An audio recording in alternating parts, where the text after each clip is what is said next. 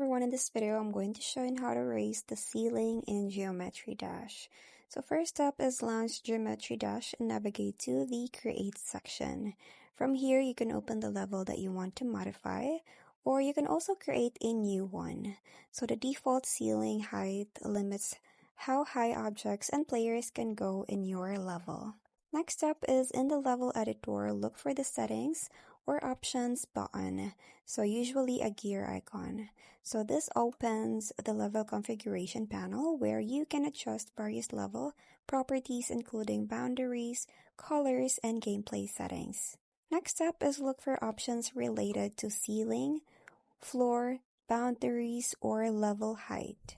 So in newer versions of Geometry Dash, which is 2.2 plus, you can find boundary triggers that controls the playable area.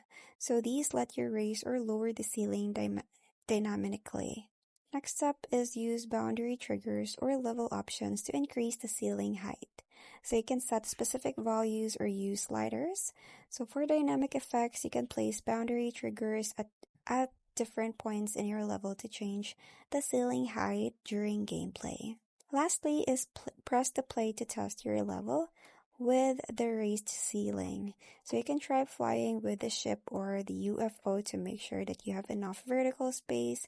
So a higher ceilings open up new gameplay possibilities. So you can create towering structures or expansive flying sections. So that's pretty much it. I hope you find this video helpful. Thanks for watching, and I'll see you in my next one. Bye!